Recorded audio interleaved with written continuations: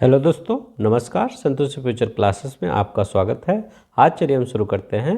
ये growth and development से हम क्वेश्चन लाए हैं 10 क्वेश्चन। ये प्रीवियस ईयर को पेपर में पूछे गए हैं। तो अगर जो भी पेपर देने जा रहे हो ये 10 क्वेश्चन देख लीजिए कि ग्रोथ एंड डेवलपमेंट से किस प्रकार के क्वेश्चन पूछे गए हैं। तो ये जो अभी ऑनलाइन पेपर हुआ था उसी के सब क्वेश्चन हैं।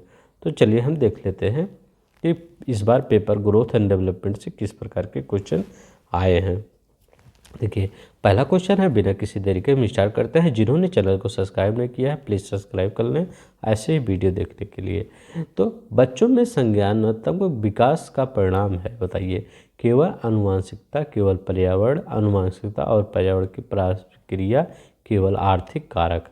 Only heredity, only environment, interaction of heredity and environment या इकोनॉमिक फैक्टर। वीडियो पॉज करके आप बताइए इसमें कितने 10 क्वेश्चन लाया हूँ। 10 क्वेश्चन आप कर दीजिए। अगर 9 सही हो जाता तो आप बहुत अच्छा तैयारी है आपकी। तो इसका आंसर होगा इंटरेक्शन एंड हेरिडिटी। तो ये हेरिडिटी एंड इन्वायरमेंट, देखिए ऐसे ही पता चल जाता है। जिससे ओनली आ गया, नेगेटिव वर्ड आ गया, ओनली ये भी नेगेटिव और ओनली ये भी, तो यही सही हो गया। तो इसमें कुछ नहीं करना था। चलिए नेक्स्ट देख लेते हैं। ये देखिए, सना ने अपनी कमीज का बटन बंद करने व कलम पकड़ना सीखने से पहले गिलास और बोतल पकड़ना सीख लिया। यह उदाहरण किस ओर संकेत करता है, बताइए। विकास एक आयामी है, विकास की दिशा शीर्षगामी है, विकास की दिशा अधोगामी है, विकास का क्रम निश्चित है, बताइए। जिनको इंग्लिश देखना वो इंग्लिश देख लीजिए।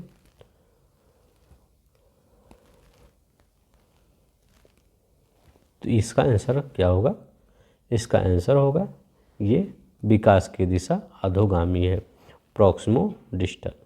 तो इसका क्या होगा? तीन होगा, ये प्रॉक्सिमो डिस्टल होगा। प्रॉक्सिमो डिस्टल में क्या होता है? मेनली जो विकास होता है, ये जिससे कोई लड़का है, इसका जो विकास होगा ये मध्य से होगा, बाहर की तरफ चलेगा। इसको प्रॉक्सिमो डिस्टल बोलते हैं हम। इसको प्रॉक्सिमो डिस्टल बोलते हैं। ये मध्य से होकर बाहर चलता है। ये देखिए, इसका देखिए, ये भी वैसे। एक बच्चा पेंसिल पकड़ने और लिखने से पहले गेंद फेंकने की क्षमता प्राप्त कर लेता है। यह स्थित विकास के किस सिद्धांत की ओर इशारा करता है? तो बताइए। शीर्षगामी सिद्धांत, अधोगामी सिद्धांत, स्वरूपता की एक रूपता, एकीकरण का सिद्धांत। तो इसका होगा अधोगामी। मेन चीज़ यही प्रॉक्सिमो डिस्टल में होता है कि बच्चा अपने हाथ को, बाजू को पहले डेवलप कर लेता है कंपेयर टू ये अंगुलियों को डेवलप करने से पहले। इसीलिए तो वह गेंद को फेंक रहा है, वह बोतल को पकड़ रहा है, तो अपने बाजुओं को पहले डेवलप कर लेता है। हमेशा इसमें यही क्वेश्चन पूछा जाता है प्रॉक्सिमो डिस्टल में कि यह कहाँ से कहाँ। तो यह अंदर से जो होता है, ये बच्चा है, ये बच्चा है, ये बच्चा है। इसका अंदर से बाहर की ओर जो विकास होता है, ये अंदर से बाहर की ओर होता है। अब कॉस्कोकोडल प्रिंसिपल क्या होता है? कैप्सुलोकोडल प्रिंसिपल होता है, ये जो होता है सर से नीचे पैर तक की होती है। इसको शीर्षगामी बोले जाते हैं। तो शीर्षगामी याद करिएगा, जब शीर्षगामी दिया था तो शीर्ष से गामी मतलब गमन कब से कैसे करोगे? पैर से करोगे, ऐसे याद करिएगा। शीर्षगामी आ गया, शीर्षगामी आ गया। अब देखिए वहाँ ट्रिक आपको क्या करेंगे। शीर्ष मतलब हमेशा सर ही होगा, तो सर और गामी मतलब पैर याद करिएगा, क्योंकि गमन करोगे तो पैर से ही करोगे। तो सर से लेकर पैर तक जो होता है वो शीर्षगामी होता है, और जो अंदर से बाहर की होता है प्रॉक्सिमो डिस्टल होता है। किसमें? प्रॉक्सिमो डिस्टल होता है। इसको ऐसे याद करिएगा पी, प्रॉक्सिमो डिस्टल को, कि पी माने पेट, तो पेट से बाहर की ओर, डिस्टल माने डिस्टेंस, तो बाहर की ओर जाएगा तो डिस्टेंस को कवर करेगा ना। बस ऐसे याद करिएगा कि वहाँ पे हो सकता है आप कंफ्यूज हो। जिन्होंने चैनल को सब्सक्राइब नहीं किया है प्लीज़ सब्सक्राइब कर देंगे और वीडियो को लाइक कर देंगे। अब देखिए, ये वाला क्वेश्चन, इतना बड़ा क्वेश्चन दिया है। जब से सुनीता ने चलना शुरू किया, जब भी संगीत सुनाती है, नृत्य करना शुरू कर देती है। जब वह नृत्य करती है तो उसके माता पिता ताली बजाते हैं और टीवी कार्यक्रम में नृत्य कर रहे बच्चों की नकल करने के लिए कहते हैं। मतलब उसके माता पिता काफ़ी वो उसको प्रोत्साहित कर रहे हैं। सुनीता ने बहुत जल्दी से अच्छी तरह से नृत्य करना सीख लिया है। यह उदाहरण विकास के किस सिद्धांत को दर्शाता है? अब देखिए, विकास आनुवंशिकता और परिवेश के बीच अंतःक्रिया का परिणाम है। विकास निरंतर प्रक्रिया है। विकास पूर्ण रूप से अप्रत्याशित है। विकास केवल आनुवंशिकता द्वारा निर्धारित होता है। अब बताइए, यहाँ पे आपको जैसे पेपर में बैठे हैं तो यहाँ केवल आ गया, एक एक कट गया आपका। विकास निरंतर प्रक्रिया है, ये तो सही है, चल रहा है, मान लीजिए। विकास पूर्ण रूप से अप्रत्याशित है, मान लीजिए ये भी सही। तो देखिए वहाँ यहाँ पे हमारा क्या करा है, उसके माता पिता विकास आनुवंशिकता और परिवेश के, जो उसके माता पिता उसको परिवेश दे रहे हैं ना, मतलब उसको इन्वायरमेंट दे रहे हैं। उसको क्या दे रहे हैं? Development is the result of interaction between heredity and environment. तो उसके माता पिता क्या उसको हेरिडिटी, मतलब उसमें जो नृत्य करने की क्षमता है वो तो हेरिडिटी है ना, मतलब उसमें नृत्य करने की मतलब अंदर से उसका कह रहा है। तो हो सकता है उसके माता पिता भी अच्छा नृत्य करते हों। तो हेरिडिटी और इन्वायरमेंट, कभी भी विकास होगा तो हेरिडिटी एंड इन्वायरमेंट से ही लिया जाता है। तो उसमें विकास जो होता है, बच्ची में जो विकास हुआ है उसमें विकास आनुवंशिकता और परिवेश की भी अंतःक्रिया का परिणाम है। जिसका पहला वाला सही हो जाएगा, पहला वाला सही हो जाएगा। अब देखिए पांचवा, देखिए एक शिक्षक के लिए वृद्धि और विकास के सिद्धांतों के बारे में जानना महत्वपूर्ण है। क्यों? देखिए, यह ज्ञान बच्चों को पृथक करने में शिक्षक की सहायता करेगा। शिक्षक एक अच्छा प्रभाव बनाने में सक्षम हो सकेगा। यह ज्ञान शिक्षक को अधिगम में उचित अवसर प्रदान करने में मदद करेगा। यह बाल विकास को लोकप्रिय पाठ्यक्रम बना दे। अब देखिए आप यहाँ पर कैसे, देखिए पाठ्यक्रम काट दीजिए। अब देखिए यहाँ पे और देखिए निगेटिव वर्ड, देखिए यह शिक्षक को एक अच्छा प्रभाव, शिक्षक कुछ नहीं कर सकता, बच्चों के आगे शिक्षक कुछ नहीं कर सकता। तो अच्छा प्रभाव शिक्षक का कुछ नहीं है। बच्चों का प्रभाव होता तो चलता, लेकिन शिक्षक का कोई प्रभाव नहीं है। यह ज्ञान बच्चों को पृथक करने में शिक्षक की सहायता करेगा। ये देखिए, शिक्षक की सहायता नहीं करना है, बच्चों की सहायता करेगा तो चलेगा, लेकिन शिक्षक की सहायता या शिक्षक का प्रभाव, शिक्षक मतलब कुछ नहीं, सिर्फ फैसिलिटेटर की तरह है।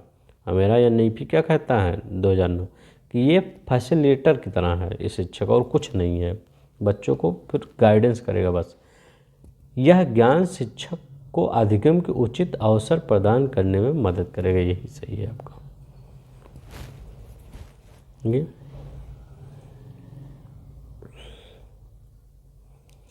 ये छठवां क्वेश्चन है, मानव विकास में आनुवंशिकता और पर्यावरण की भूमिका बारे में निम्नलिखित तो कौन सा कथन सही है? ये देखिए, जिन्होंने इंग्लिश पढ़ना है वो देखिए, इंग्लिश वाला कट नहीं रहा है ना, कट नहीं, हाँ कटेगा नहीं। अब देखिए कोई नहीं कट रहा होगा। अब देखिए यहाँ पे लिखा गया है, मानव विकास में आनुवंशिकता और पर्यावरण के विकास में कौन सा कथन सही है? पर्यावरण की भूमिका लगभग तय है। The role of environment almost fixed where impact of heredity can be altered. मतलब जबकि आनुवंशिकता प्रभाव को बदला जा सकता है।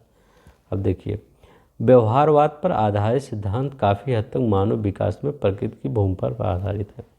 The theory of behaviourism is largely based on the role of nature of human development.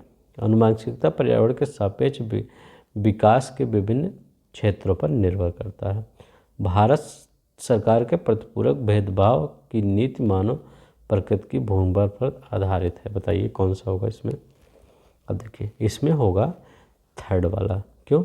आनुवंशिकता और पर्यावरण के सापेक्ष प्रभाव विकास के विभिन्न क्षेत्रों पर निर्भर होते हैं। देखिए आनुवंशिकता और पर्यावरण दोनों आ गया, यही सही होगा आपका, थर्ड वाला सही हो जाएगा।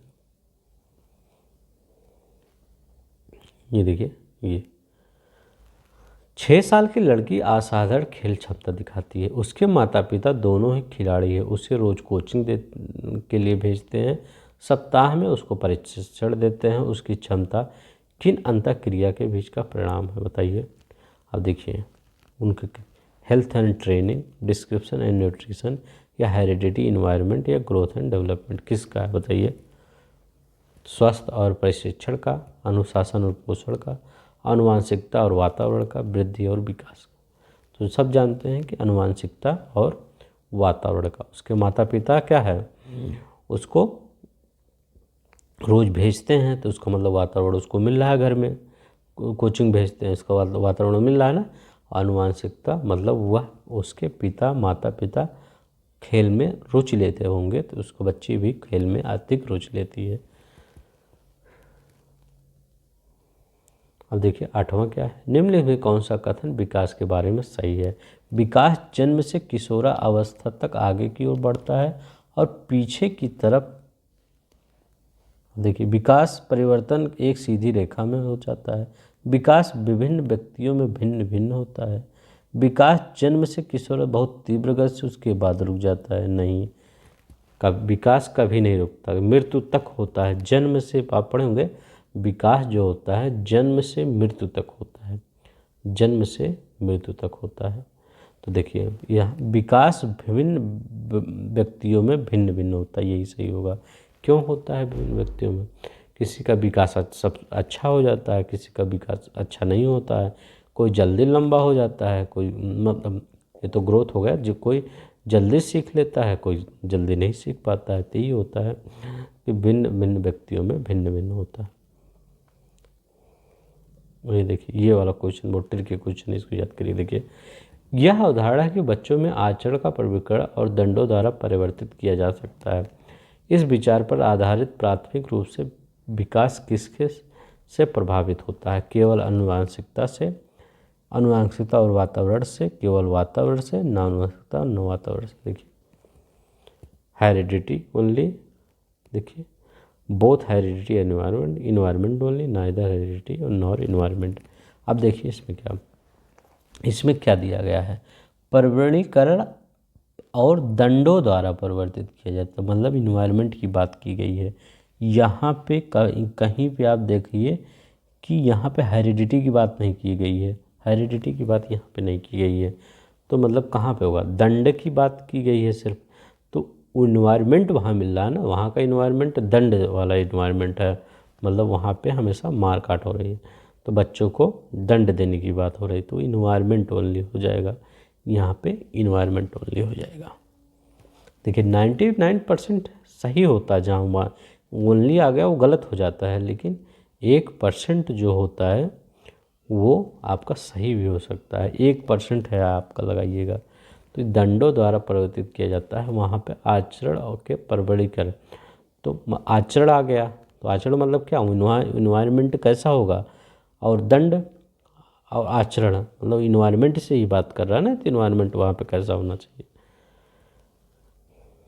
लास्ट क्वेश्चन देख लें, निम्नलिखित में कौन सा कथन व्यक्ति के विकास की प्रक्रिया व्यवहार में सही है। विकास की प्रक्रिया एक दिशीय होती है, यह केवल व्यक्ति के आनुवांशिकता से प्रभावित होता है। विकास की प्रक्रिया में सांस्कृतिक विविधताएं होती हैं। विकास केवल वातावरणीय कारक, देखिए केवल आ गया, हटा दीजिए। एक दिशीय विकास कभी एक दिशीय नहीं होता, मल्टी डायरेक्शनल होता है। यह केवल आ गया, हटा दीजिए। ऐसे दो तो केवल में हट गया, दो केवल में हट गया, एक दिशीय हो गया। एक दिशीय विकास होता है नहीं, विकास कई में होता है। कोई इंग्लिश में कभी अच्छा हो जाता है, उसका लैंग्वेज अच्छा हो जाता है, तो कोई खेल में अच्छा हो जाता है, तो कोई पढ़ाई में अच्छा हो जाता है। हर मतलब दोनों, कोई लोग पढ़ाई में खेल में दोनों में अच्छा हो जाते हैं, तो वही होता है क्या। तो यही विकास की प्रक्रिया सांस्कृतिक विविधताएं होती हैं, सांस्कृतिक विविधताएं होती हैं, तो उसी में प्रक्रिया विकास की प्रक्रिया चलती रहती हैं। तो नंबर तीसरा सही हो जाएगा। तीसरा यहाँ पे there is a cultural diversity in the process of development. तो डाइवर्सिटी से भी विकास प्रभावित होता है, कल्चरल डाइवर्सिटी से। तो आजकल के लिए बस इतना ही। आपको अगर अच्छा लगा कुछ और सब्सक्राइब करिएगा चैनल और लाइक करिएगा वीडियो को। आज के लिए इतना ही। आप अपना ख्याल रखिएगा। धन्यवाद।